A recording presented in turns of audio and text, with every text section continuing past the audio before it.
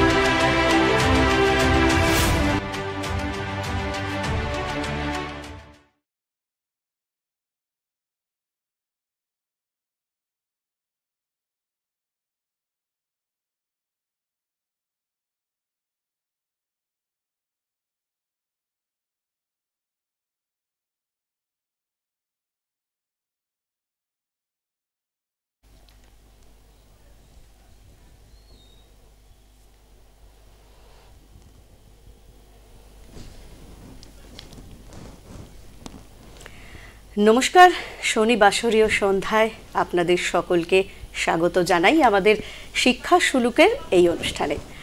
শিক্ষা সুলুক এই অনুষ্ঠানটি আমরা একটি সচেতনতা বার্তামূলক যে অনুষ্ঠানে প্রতিদিন অর্থাৎ প্রতি সপ্তাহের এক একটি দিন আপনাদের জন্য রেখেছি, তার মাঝে কিন্তু আমরা কিছু সচেতনতা বা কিছু শিক্ষার প্রসারের বার্তামূলক ক্ষেত্রে সহযোগিতার হাত বাড়িয়ে দিয়েছি আপনাদের সাথে।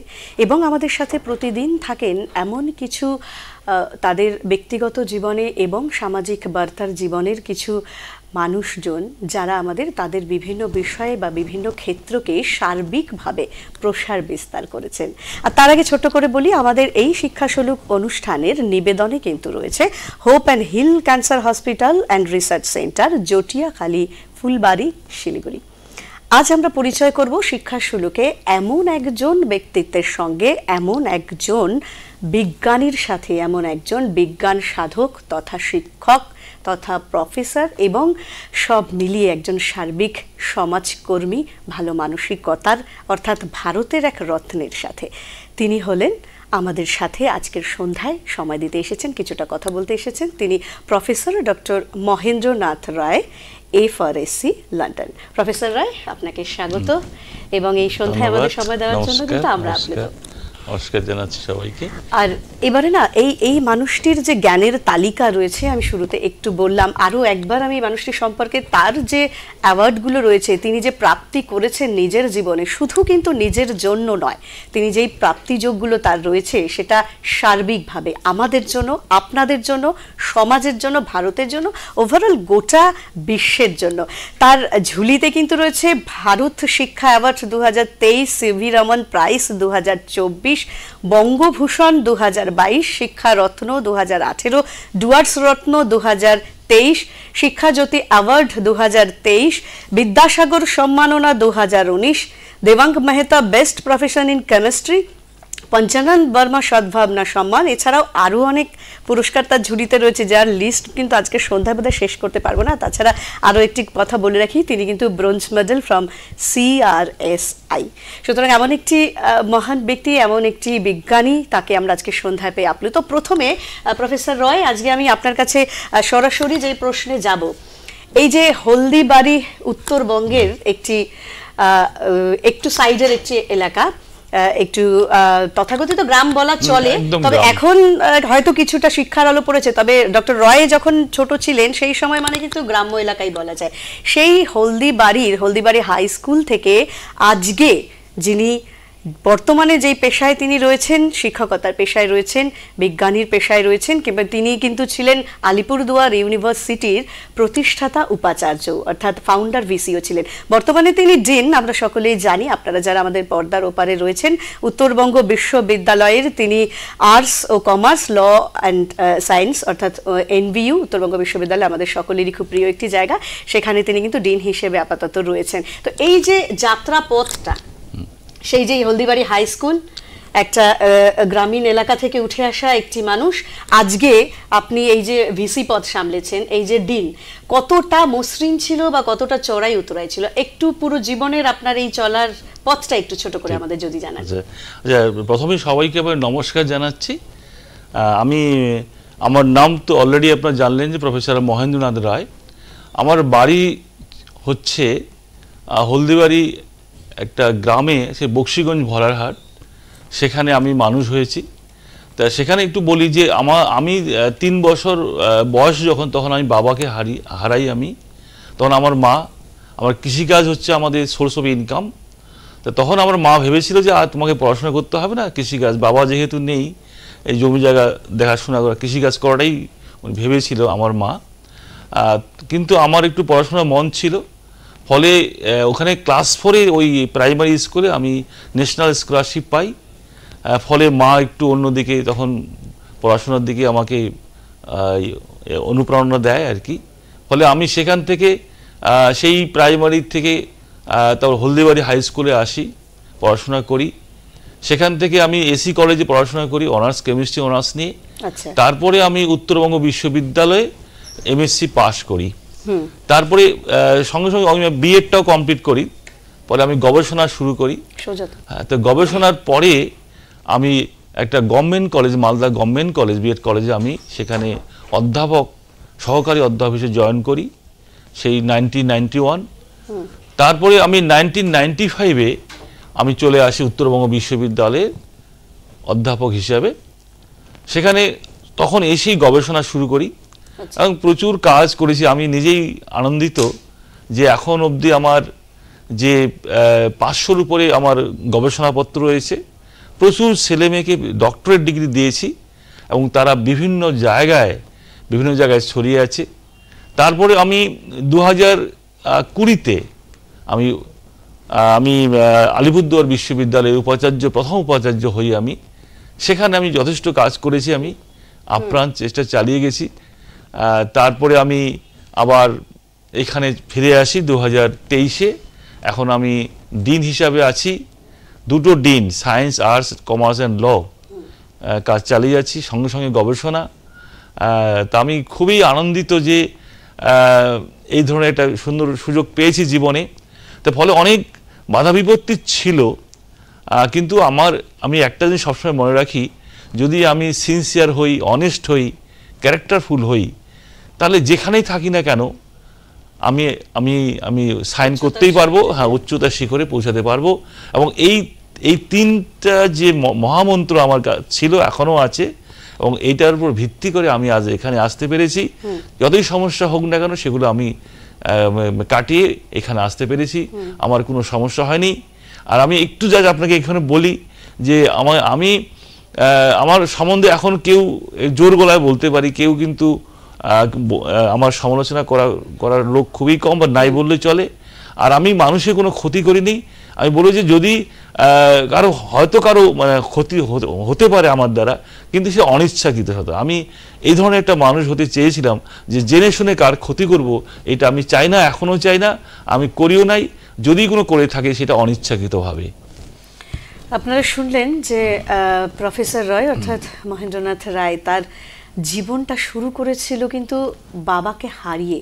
মানে বাবা নিশ্চয়ই চাইতেন তিনি একটা ভালো জায়গায় হোক, কিন্তু বাবা এই সাফল্যটা দেখতে পারেনি। কিন্তু তার মাঝেও তার যে একাগ্রতা, তার যে মানসিক জোর, তার যে সততা, সবকিছু মিলিয়ে তিনি আজ উচ্চতার শিখরে। তাহলে এখান থেকে একটা বার্তা কিন্তু যেতেই পারে যে আগ্রহ, একাগ্রতা এবং মনের প্রবল ইচ্ছা, অর্থাৎ স্বপ্ন যদি দেখি, বা যারা আমাদের শিক্ষার্থীরা রয়েছে তাদের উদ্দেশ্যেও বলতে পারি, যারা দর্শক বন্ধুরা রয়েছে, স্বপ্ন থাকলে, সাথে একাগ্রতা থাকলে, চেষ্টা থাকলে বোধহয় সাফল্য একদিন না একদিন ধরা দেয়।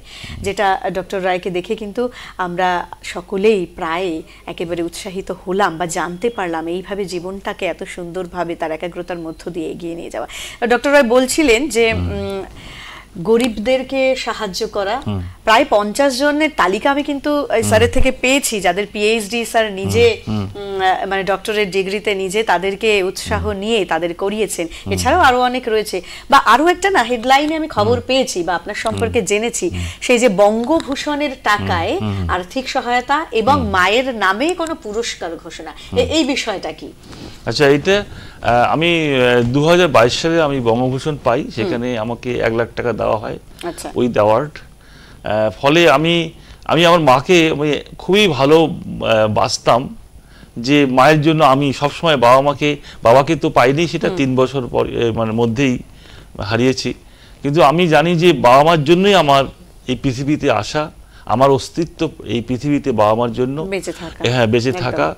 ফলে আমি সেই টাকাটা পেয়ে আমি সঙ্গে সঙ্গে সেই আলিপুরদুয়ার বিশ্ববিদ্যালয়ে সেখানে ডোনেট করি, এবং সেখানে যারা গরিব অথচ মেধাবী স্টুডেন্ট তাদেরকে প্রয়োজন মতো সহযোগিতা করা হবে ওই টাকা থেকে। সেখানে ফিক্সড করে রাখা হয়েছে 1 লাখ টাকা, এবং সেখান থেকে প্রতি বছর যে ইন্টারেস্ট আসবে সেখানে সেই ধরনের ছেলেমেয়েদের দিয়ে দেওয়া হবে।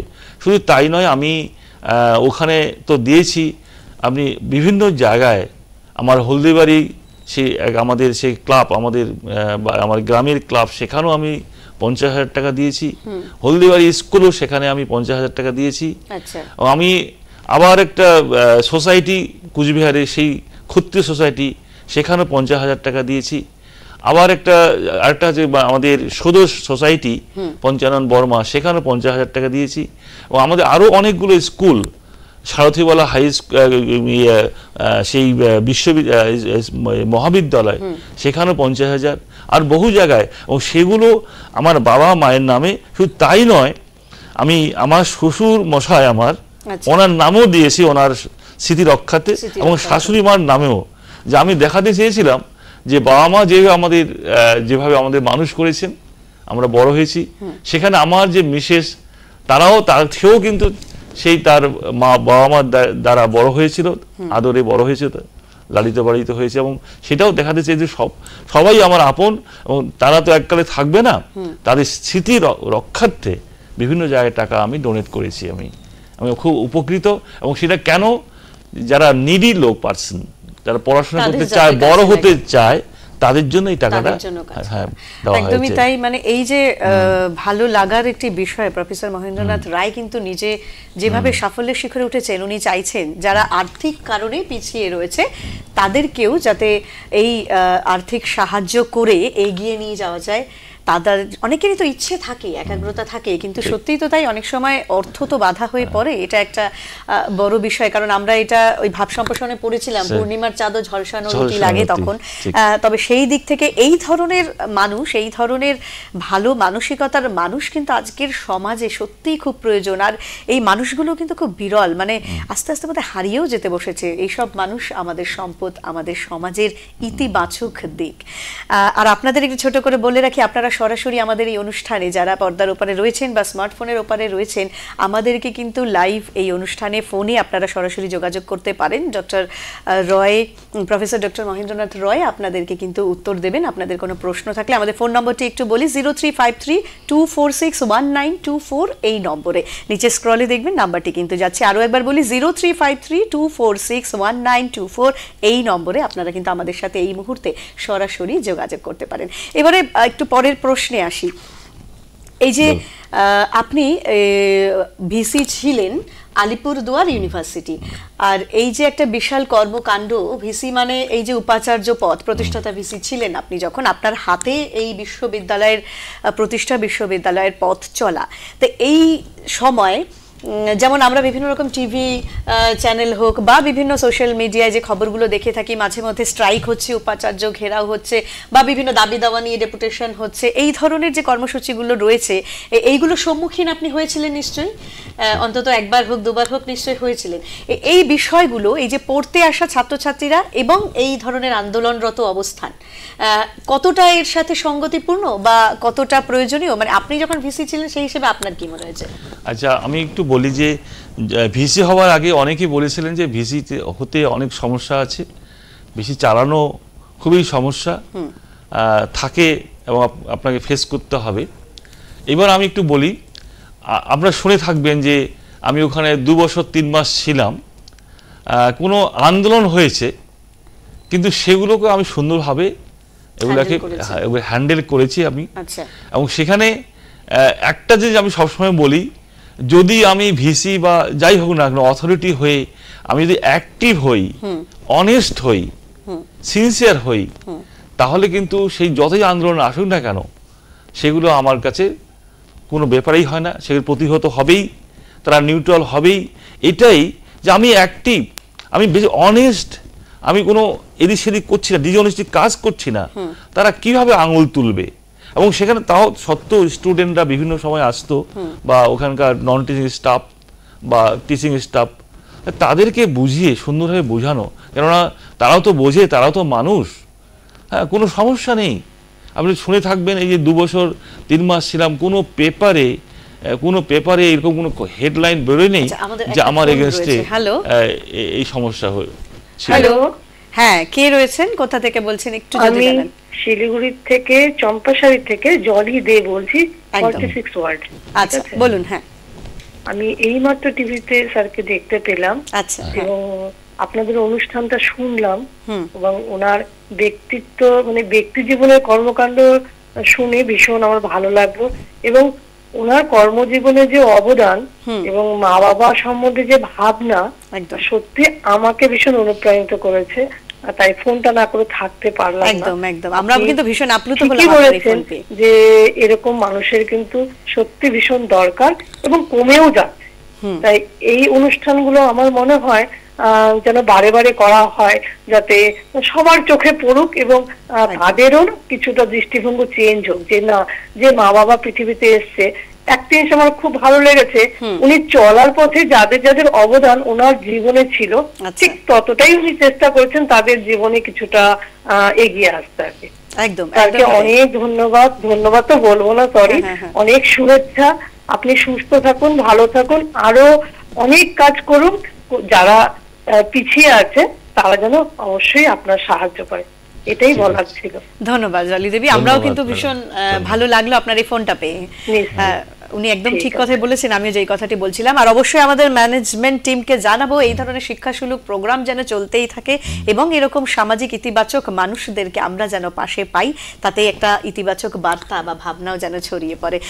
তো যেখানে ফিরছিলাম, মানে ছিলাম আমরা ঠিক যে ওই আপনার এই উপাচার্য পদের বিভিন্ন রকম। আচ্ছা, এই বিষয়ে না আমার ব্যক্তিগতভাবে খুব জানতে ইচ্ছে হচ্ছে, এই যে ছাত্রছাত্রীদের দাবি দাবা সবসময় কি সেটা প্রাসঙ্গিক পর্যায়ে, নাকি কখনো সেটা একটা মানে হঠাৎ করে আবেগে বশিত হয়ে ডেপুটেশন দিচ্ছে বা কিছুটা, মানে আপনার ওইটুকু মানে ওই যে সময়টা ছিল সেই সময়টা আপনার কি মনে হচ্ছে, কতটা ইতিবাচক? মানে সেই তাদের যে আন্দোলন অনেকটা ন্যায্য থাকে, অনেকটা অন্যায্য থাকে। আচ্ছা, কিন্তু মানে আমি ট্যাকেল করতে পারি, আমি খুব ট্যাকেল করতে পারি, কিন্তু তাদেরকে ডেকে তাদেরকে ব্যাপারগুলো জানতে, মানে তাদেরকে আগে টেবিলে বসাতে হবে যে কি ডিমান্ডটা কি, এবং এই ডিমান্ডটাকে স্যাটিসফাই করতে আমার কি করতে হবে। এবং সেখানে এই যে আলোচনা, পারস্পরিক আলোচনার মধ্যে ওরা তখন ওদের যদি ন্যায্য ডিমান্ড থাকে সেটা তো আমি স্যাটিসফাই করার চেষ্টা করি, হয়ে যায়। অন্যায্য থাকলে তখন আমি বলি যে এই ঘটনা, এটা কি করা যায়, আর এইটা করলেই কিন্তু আমার বিভিন্ন চাপ আসবে।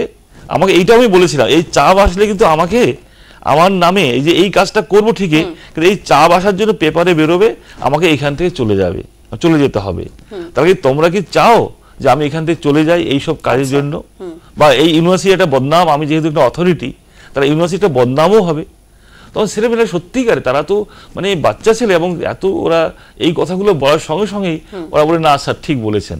এবং এইটা আপনি শুনে থাকবেন, আলিপুরদুয়ারে ইউনিভার্সিটিতে আমি কতবার আমি খাইয়েছি স্টুডেন্টদের, আমি আমার টাকা দিয়ে তাদেরকে বিভিন্নভাবে, মানে একটা ধরুন সবাই মিলে এখন খিচুড়ি, ডিম খিচুড়ি, সিদ্ধ খাওয়া হলো, সবাই খেলো। এবং আপনি শুনে থাকবেন যে আলিপুরদুয়ারে একটা সেগুন বাগান তৈরি করা হয়েছে, এটা কিন্তু শুনেছি। হ্যাঁ, সেগুন বাগান, সেটা সেই আমার টাকায় তৈরি করেছি এটা আমি।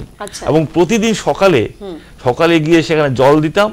আর আমি এটাও শুনে থাকবেন যে আমি ওখানে সকাল 8টায় যেতাম, রাত 8টা-9টায় ফিরতাম। এবং সেই সকালে জল দেওয়া, তারপরে আমাদের যে অনেক গ্রুপ ডি স্টাফ তাদেরকে সঙ্গে নিয়ে যাওয়া, এবং অনেকে আমার সঙ্গে 8টা-9টায় থাকতো, তারা তখন বলতো স্যার আমাদের এত কাজ, তো আমরা গ্রুপ ডি বলে আমাদের বলে দেখো তোমরা তো গ্রুপ ডি, আমিও গ্রুপ ডির মধ্যেই পড়ি, আমি তো আছি তোমাদের সঙ্গে। এবং তাদের সঙ্গে খাওয়া টাওয়া এইসব, ফলে মানে শুনে থাকবেন যে মানে ওরা মানে খুবই উপকৃত, আমিও খুবই এত ভালো লেগেছে ওখানে। হ্যাঁ, আমার একটা মানে আমি কি বলবো, আমি নিজেই যে প্রাউড ফিল করি যে আমি এখানে এই সেগুন গাছটা গাছ রয়েছে, আর কিছুদিন পরে যে সেগুন গাছগুলো বড় হচ্ছে, এটা মানে এটা প্রায় 50 কোটি টাকার একটা অ্যাসেট তৈরি হবে, that will be used for the development of the university. This is my credit, I want to mention এই পুরো বিষয়টি নিয়ে কিন্তু ডক্টর রয়কে মানে এটাই মনে হচ্ছে যে দক্ষ প্রশাসক হতে গেলে শুধুমাত্র যে পড়াশোনার কোয়ালিটি বা কোয়ালিফিকেশন থাকতে হবে এমনটা নয়, দক্ষ প্রশাসক দক্ষ মানসিকতা প্রয়োজন। এই দক্ষ মানসিকতা, এই যে চারিদিকের সবকিছু সামলে, এই যে তিনি কিন্তু একটি পরিবেশ বার্তারও একটি দিক মেলে ধরলেন। সেগুন কাঠের যে সুন্দর বাগানটি তিনি তুলে ধরেছিলেন, এই বাগানটিকে পরিচর্যা করা, তার মানে তিনি নিজেও করছেন, তার সাথে আরো যারা রয়েছে তাদেরকেও শেখাচ্ছেন কিভাবে পরিচর্যা করা যায়, এবং তারাও কিন্তু ওখান থেকে উৎসাহিত হয়ে বাড়িতে হলেও অন্য গাছ লাগাচ্ছেন বা সেই যে একটা ভাবনার মগ্ন হচ্ছেন, এটাই কিন্তু আমাদের ইতিবাচক ভাবনা, যেগুলো এই ধরনের মানুষের কাছ থেকে আমরা পেয়ে থাকি।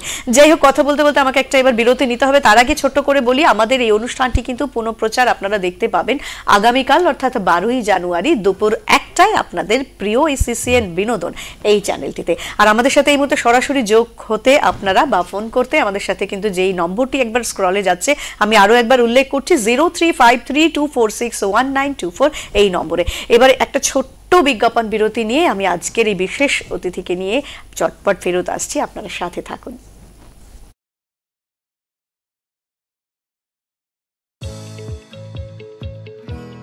উত্তরবঙ্গে প্রথম আন্তর্জাতিক স্তরের cancer hospital Hope and Heal রয়েছে বিশ্বমানের চিকিৎসা পরিষেবায়। এখন রোগী বা তার পরিবারকে ছুটে যেতে হবে না কলকাতা বা দূরে কোথাও। আমাদের পরিষেবায় রয়েছে পেট সিটি স্ক্যান। এখনো পর্যন্ত 1000-এরও বেশি রোগীর পেট সিটি স্ক্যান এখানে সম্পন্ন করা হয়েছে। বিশেষজ্ঞ রেডিয়েশন অঙ্কোলজিস্ট টিমের সাথে রয়েছে উত্তরবঙ্গের সেরা রেডিওথেরাপি লিনিয়ার এক্সিলারেটর মেশিন। বন্ধুত্বপূর্ণ পরিবেশে উন্নত মানের চিকিৎসা পরিষেবা দিতে রয়েছেন একমাত্র এফআরসিআর ক্লিনিক্যাল অঙ্কোলজিস্ট ডাক্তার সপ্তর্ষি ঘোষ। এখানে রয়েছে অঙ্কো অ্যানেস্থেশিয়া সহ full time surgical oncology team. আরও রয়েছে ইমিউনোহিস্টোকেমিস্ট্রি পরিষেবার সাথে ইন হাউস বায়োপসি সহ ডাক্তারদের অঙ্কোপ্যাথোলজি টিম। স্বাস্থ্যসাথী কার্ড এখানে গ্রহণযোগ্য। Hope and hill cancer hospital and research centre, Jatiakhali, Phulbari. জানো মা, আমি না কবিতা লিখেছি, তোমরা পড়বে কি তা? পাড়ার মদন পাশ করেছে ইতিহাসে এমএ। সুভাষ যেটু বলতো আমায়, জোট বাঁধবি সব সময়। জোট বেঁধেছে হাসান হোসেন, জোট বাঁধে রাম লক্ষণও। 27-27 আমি বলেছিলাম বলে গুরুমশাই আমার পরে উঠল রাগে জ্বলে। শুধু গান বা নাচ নয়, কবিতা ও আবৃত্তির রিয়ালিটি শো দেখুন সিসিএন বিনোদন চ্যানেলে। 6 থেকে 14 বছর বয়সী আবৃত্তিকারদের নিয়ে কবিতার ভুবনের পথ চলা শুরু হয়েছে সিসিএন বিনোদন চ্যানেলে। প্রতি বুধ ও শুক্রবার রাত 9টা এবং পুনঃপ্রচার বৃহস্পতিবার ও শনিবার রাত 10টা, শুধুমাত্র সিসিএন বিনোদন চ্যানেলে এবং সিসিএন বিনোদন অফিসিয়াল ফেসবুক পেজে।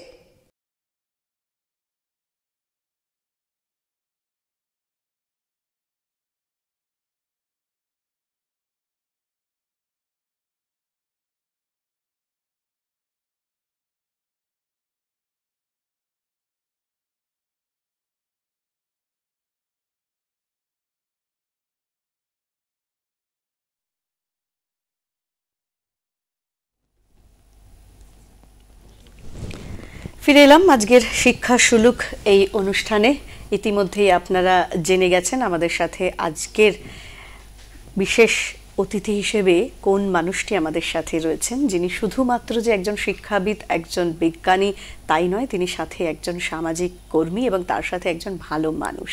এটাই বোধহয় বড় পরিচয় হওয়া উচিত না মানুষের, যে আগে মানুষ হিসেবে গড়ে ওঠো তারপর সাফল্য। আপনি শুরুতে বলছিলেন সেটা, যে ওই যে ভালো মানসিকতা এবং সৎ পথে চলা, ভালো স্বভাব চরিত্র, তাহলেই কিন্তু সাফল্য কখনো পিছন ছাড়বে না। হয়তো দেরি করে আসবে বা হয়তো পেছনে লুকিয়ে থাকবে, কিন্তু একটা সময় আপনি তাকে খুঁজে পাবেন বা আমরা খুঁজে পাবো। ভীষণ ভালো লাগার কথা কিন্তু তিনি বলেছিলেন, যেখানে আমাদের যারা শিক্ষাসুলভ প্রোগ্রামের সাথে পর্দার ওপারে রয়েছে, স্মার্টফোনের ওপারে রয়েছে, তারা সকলেই শুনে নিশ্চয়ই বুঝতে পারছে এবং অনেকেই আমাদের সাথে ফোনে যোগাযোগ করেছেন বা চেষ্টাও করছেন। হ্যালো হ্যালো ম্যাডাম, নমস্কার। আমি বিশ্বজিৎ ঘোষ বলছি শিলিগুড়ি থেকে। একদম বলুন। হ্যাঁ, আমার কোশ্চেন হলো ম্যাডাম, স্যারের কাছে আমার কোশ্চেন হলো, হ্যাঁ। স্যার যে রিসার্চ করেছেন আর কি ইনক্লুশন কমপ্লেক্স নিয়ে, আচ্ছা। তো সেখানে স্যারের এই ইনক্লুশন কমপ্লেক্স গুলো মানে মেডিকেল সায়েন্সে কিরকম অ্যাপ্লিকেশন আছে বা অন্যান্য ফিল্ডে কি অ্যাপ্লিকেশন আছে, কাইন্ডলি স্যার যদি একটু হাইলাইট করেন জিনিসগুলো। আচ্ছা, আপনি কি রসায়ন বিদ্যার ছাত্র নাকি? হ্যাঁ, রসায়ন বিদ্যার ছাত্র। হ্যাঁ, আপনার প্রশ্নটা থেকে ঠিক আছে, আমি স্যারের কাছে সরাসরি যাচ্ছি। স্যার কিছু জিজ্ঞেস করলেন উনি, যে বিষয়টি আপনি হ্যাঁ একটু যদি বলে দিন। হ্যাঁ, আচ্ছা, আমি বলছি যে আমরা যে ড্রাগ বা মেডিসিনগুলো যেগুলো আমাদের ধরুন ক্যান্সার বা আমাদের যে আমাদের বিভিন্ন মানে গয়টার গলগণ্ড রোগ, বিভিন্ন এই ধরনের বিভিন্ন রোগ যেগুলো আমাদের হয়, সেগুলোর জন্য আমাদের ড্রাগ বা মেডিসিন ইউজ করা হয়। তাহলে আমরা যখন ইউজ করি সেটা কিন্তু প্রতিটা মেডিসিনের একটা সাইড এফেক্ট থাকে, সাইড এফেক্টটা আমরা ওই হয়তো আমার ক্যান্সার রোগটা সারলো বা এরকম, কিন্তু সেই সাইড এফেক্টের জন্য কিন্তু আরও অন্যরকম আমাদের ডিজিজ তৈরি হয়, এবং এটা মারাত্মকভাবে হয়, কারণ ডোজটা কম বেশি হয়ে যায় অনেক সময়, বা অনেক সময় বেশি খেয়ে ফেলি, অনেক দিন চলে এটা। এইবার আমাদের যে গবেষণার বিষয় হচ্ছে যে আমরা সেই ড্রাগ বা মেডিসিনগুলোকে আমরা নিই, অনেক ধরনের, আমি নাম বলছি না, অনেকগুলো রয়েছে, তো সেইগুলো এই মেডিসিনগুলোকে আমরা বিটা সাইক্লোডেক্সিন বা আলফা সাইক্লোডেক্সিন এই ধরনের মলিকুল, যেমন সেই মলিকুলগুলো এই চোঙের মতো এরকম যদি হয় একটা চোঙ, হ্যাঁ সিলিন্ডার, এই সেরকম মলিকুলগুলো সে বায়োকেমিক্যাল মলিকুল তার মধ্যে ইনক্লুড করা হয়। ফলে একটা মেডিসিন ড্রাগ মলিকুল সেটা একটা সাইক্লোডেক্সিন মলিকুলের মধ্যে ঢোকানো হলো, তো ফলে ইনক্লুশন কমপ্লেক্স তৈরি হলো, ইনক্লুশন কমপ্লেক্স একটা নিউ মলিকুল তৈরি হলো। এবং এটা আমরা জানি যে কোনো ডিফারেন্ট মলিকুলের সঙ্গে যদি একটা মিক্সড করে নতুন মলিকুল তৈরি হয় সেটা অনেক অ্যাডভান্সড হয়। আমরা মানুষের ক্ষেত্রেও দেখেছি যে যদি আমাদের এখানে ইন্ডিয়ান একটা ফরেনারকে বিয়ে করে, যে তার বাচ্চা অ্যাডভান্সড হয়।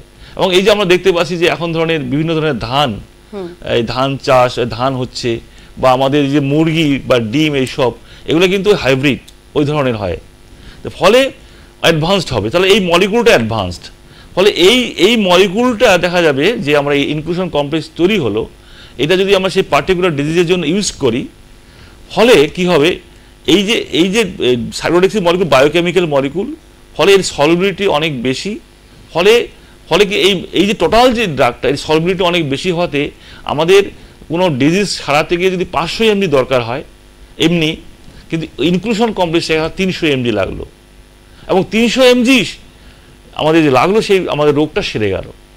তাহলে কি যেখানে 500 mg যারা 300 mg লাগলো, তাহলে কি আমাদের ডোজেসটা কমে গেল, কি সাইড এফেক্টটা কমে গেল। তাহলে এই সাইড এফেক্ট একটা কমে গেল। আরেকটা হচ্ছে আমরা এই বডিতে যখন এইটা আমার ট্যাবলেটটা খাবো, তখন এটা সাস্টেন রিলিজড, বডিতে যাওয়ার পরে আমার ডিজিজ অনুযায়ী অ্যাকর্ডিং টু ডিজিজ যতটা রিকোয়ারমেন্ট মেডিসিনের, সেখান ওই আমাদের ট্যাবলেট থেকে টেনে নেবে, সাস্টেন রিলিজড। তাহলে বেশিটুকু তখন আমাদের বিভিন্নভাবে বেরিয়ে আসে। তাহলে এই যে ডোজেস কমে গেল ও সাস্টেন রিলিজ যতটুকু দরকার ততটুকু সেকে বডি থেকে ওই মেডিসিন থেকে টেনে নিয়ে রোগটা সেরে গেল। তাহলে আমরা সেই ওষুধটাকেই আমরা কাজে লাগাচ্ছি, কিন্তু আরেকটা নতুন কম্পাউন্ড ইনক্লুশন কমপ্লেক্স তৈরি করে। এবং সে ধরনের আমাদের বহু কাজ করেছি আমরা, আমাদের ছেলেমেয়ে স্টুডেন্টরা এত ভালো এইসব বহু কাজ করে তারা বিভিন্ন জায়গায় চাকরি করছে, এবং খুবই এই ধরনের কাজ আমাদের অনেক হয়েছে, অনেক প্রচুর পেপার হয়েছে বিভিন্ন জায়গায়, বিদেশের জার্নালে। আমি খুব খুশি। আমার মনে হয় আমার যিনি জিজ্ঞাসা করলেন উনি হয়তো বুঝতে পেরেছেন, যেহেতু উনি কেমিস্ট্রির একজন ছাত্র। বিশ্বজিৎ বাবু নিশ্চয়ই, তবে বিশ্বজিৎ বাবু যে প্রশ্নটা ছিল, আমারও এই প্রশ্নটা ছিল, ভেবেছিলাম করব, তবে যাই হোক হয়তো ফোনে লাইনটা কেটে গেছে। তবে বিশ্বজিৎ বাবু ভালো থাকবেন, আর প্রশ্ন করার জন্য আপনাকে অসংখ্য ধন্যবাদ, কারণ আপনাদের প্রশ্ন পেলেও কিন্তু আমরা আরও এই অনুষ্ঠানকে এগিয়ে নিয়ে যেতে আপ্লুত বোধ করি বা এগিয়ে নিয়ে যাওয়ার প্রেরণা পাই, কারণ এই ধরনের প্রশ্ন উত্তর তার কারণেই আমাদের এই যে বার্তার আদান প্রদান হচ্ছে, তার মধ্য দিয়েও কিছুটা সামাজিক ভালো বার্তা যে আমরা ছড়িয়ে দিতে পারছি এই সিসিএন বিনোদনের এই স্টুডিও থেকেই, এটাই কিন্তু আমাদের সার্থকতা। আরও একবার ছোট করে বলি, আপনারা আমাদের সাথে এই মুহূর্তে সরাসরি যোগ করতে পারেন বা আপনারা সরাসরি যুক্ত হতে পারেন, ফেসবুকেও যুক্ত হয়ে আমাদের অনুষ্ঠান দেখতে পারেন এবং আমাদের সাথে এই মুহূর্তে কথা বলার জন্য কিন্তু 0353246194 এই নম্বরে আমাদের সাথে সরাসরি কিন্তু কথা বলতে পারেন। আমাদের সাথে রয়েছেন প্রফেসর ডক্টর মহেন্দ্রনাথ রয়, যিনি কিন্তু dean science and arts, commerce and law, NVU North Bengal University, যিনি ছিলেন ফাউন্ডার ভিসি আলিপুরদুয়ার ইউনিভার্সিটি। এবারে যেহেতু এই স্যারের রিসার্চের বিষয়গুলো নিয়ে আসলো, এই বিষয়ে আমি আরও একটি বিষয় বলতে চাই। স্যার বললেন যে আমাদের অনেক ছাত্রছাত্রীরা এই সমস্ত বিষয় নিয়ে কাজ করেছে, বিভিন্ন বিষয়ে সফলতার শিখরে উঠেছে। স্যার তো প্রথমে একজন শিক্ষাবিদ, শিক্ষা গ্রহণ করার পর তারপর তার বিভিন্ন বিষয়ে এগিয়ে চলা, বিভিন্ন বিষয়ে এক এক করে রিসার্চ করা, তার মাঝে যখন ছাত্রছাত্রীরা সফলতার শিখরে ওঠে তখন একজন শিক্ষাবিদ, একজন শিক্ষক হিসেবে আপনার অনুভূতিটা ঠিক কেমন হয়? আমি ভাবতেই পারি না যে এই ধরনের আমি আনন্দিত হই, আমার আনন্দ হয় যে এই যখন আমি এইটা শুনে থাকবেন আপনারা যে আমার স্টুডেন্ট যারা, গবেষক যারা আছে এবং পিজি স্টুডেন্ট যারাও আছে, তাদেরকে আমি বিভিন্নভাবে সহযোগিতা করি। মানে একটু থামাচ্ছি, আমাদের তো একটা ফোন এসেছে, আমরা এরপর কন্টিনিউ করছি। হ্যালো, ঠিক আছে। হ্যাঁ, নমস্কার, শুভ সন্ধ্যা। আমি কোচবিহার থেকে কালীপদ বর্মন বলছি। আচ্ছা, বলুন। আমার স্যারের কাছে একটা প্রশ্ন আছে। যে আমরা জানি স্যার উত্তরবঙ্গ বিশ্ববিদ্যালয়ের রসায়ন বিভাগের একজন অধ্যাপক এবং সিনিয়র প্রফেসর। তিনি একই সঙ্গে সায়েন্স এবং আর্টস দুটি ক্ষেত্রে ডিনের দায়িত্ব পালন করছেন। আবার ক্লাস থেকে শুরু করে গবেষণা সবই করছেন।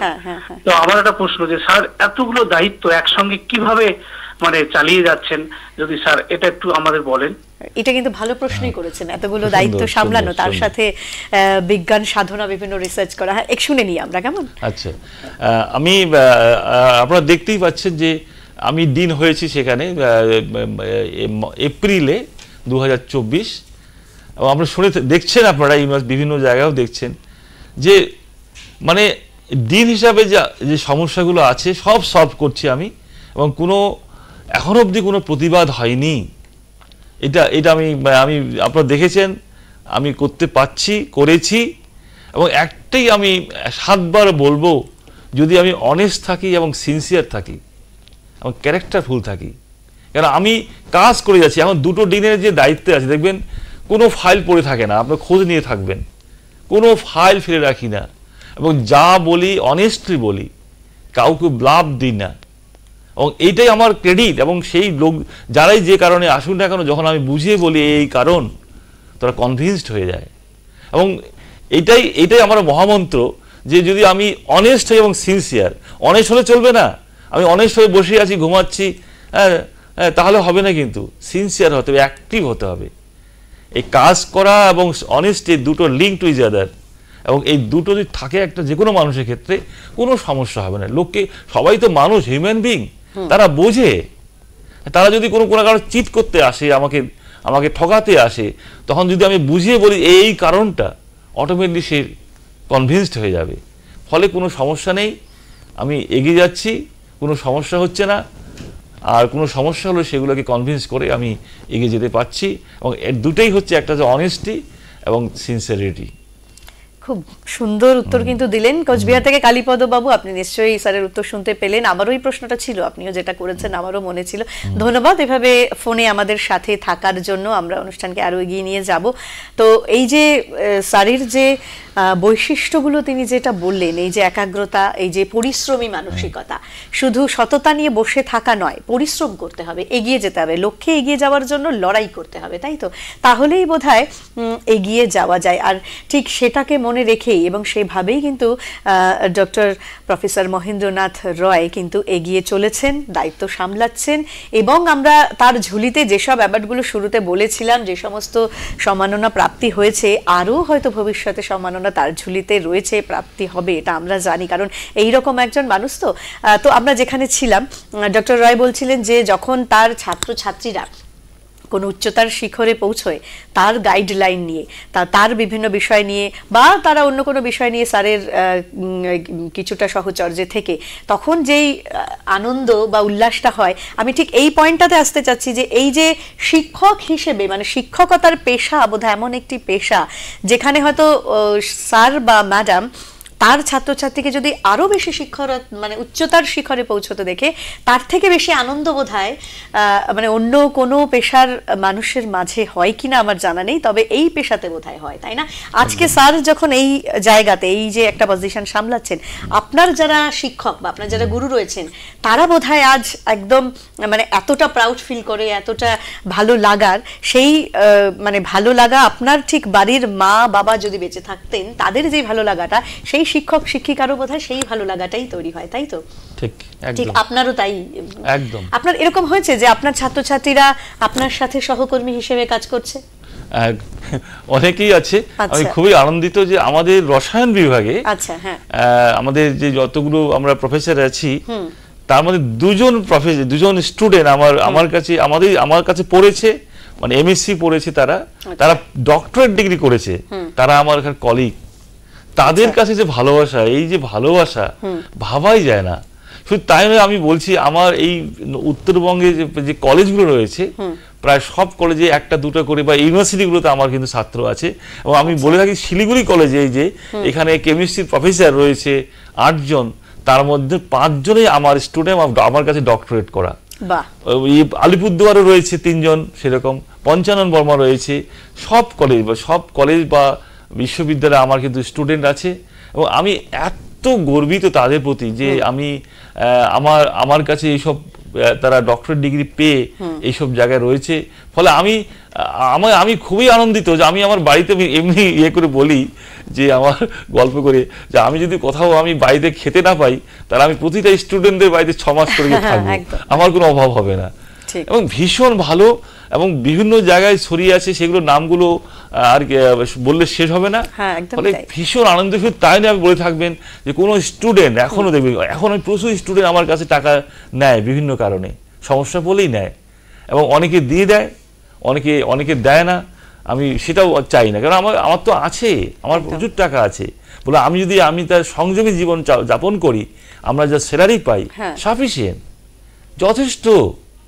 আমি যদি আমার নিউট্রাল জীবন, সংযমী জীবন হতো আমি যাপন করি, কোনো ব্যাপারই না, এই টাকা সাফিসিয়েন্ট টাকা দেওয়া হয় আর বাইরে কোনো দরকারই হয় না। ফলে আমি দেখেছি, আমি বিভিন্ন জায়গায় ডোনেট করেছিলাম বিভিন্ন বাবা মা শ্বশুর শাশুড়ির নামে। তা নয়, আমাদের অনেক স্টুডেন্ট, এক স্টুডেন্ট নাম বলছেন বিদেশে যাবে, সে পর্তুগাল পড়তে যাবে পিডিএফ করতে, তার টাকা নেই। তখন আমি বলেছিলাম তুমি টাকা নেই আমার কাছ থেকে, তখনকার দিন তাকে 50,000 টাকা দিয়েছিলাম, সে বিদেশে গেছে। প্রচুর ছেলে এখন বিভিন্ন জায়গায় আছে, আমার স্টুডেন্ট, তাকে সহযোগিতা করি। কোনো দরকার হলে বলি, যে কোনো সমস্যা হলে আমাকে বলবে, আমি তোমাদের সহযোগিতা করব।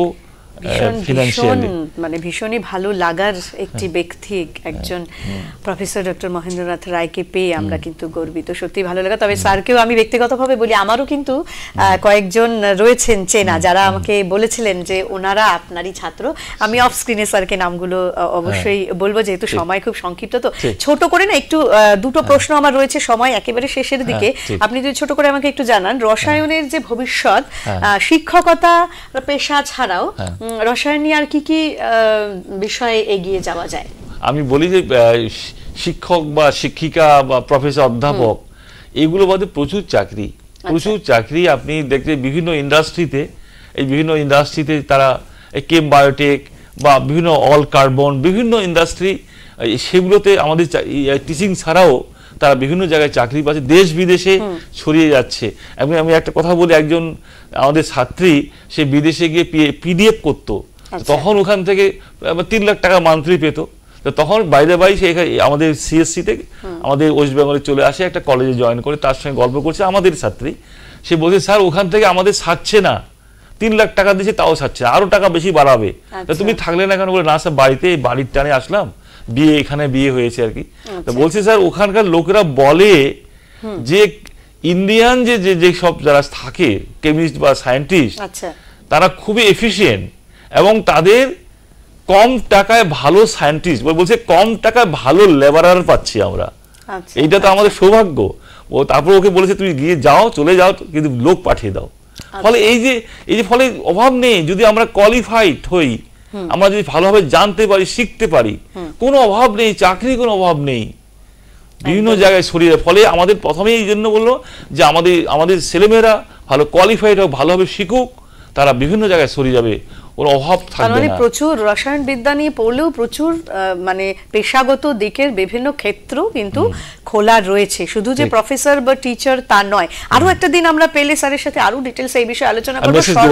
হ্যাঁ, একদম সর্বশেষ একেবারে শেষ বার্তা যে এই আপনার এই সব কিছু মিলিয়ে আমাদের এই যে স্টুডিওতে আসা এই যে যারা রয়েছে বা গোটা সোসাইটির জন্য বা সমাজের জন্য আপনার পক্ষ থেকে কি বার্তা রয়েছে? শেষ প্রশ্ন আপনার। আচ্ছা, শেষ ম্যাডাম আমি একটু বলবি যে ধরুন এই বোতল, ওয়াটার বোতল রয়েছে, এখানে যে ওয়াটার H2O ওয়াটার মলিকুল, এটা প্রত্যেকটা মলিকুল যদি আমরা একটা হিউম্যান বিইং ধরি, যে মানুষ এগুলো, তাহলে এবার এই ওয়াটারটা এটা ডিস্টিল ওয়াটার, এটা অনেক ভালো দাম, ভালো ওয়াটার।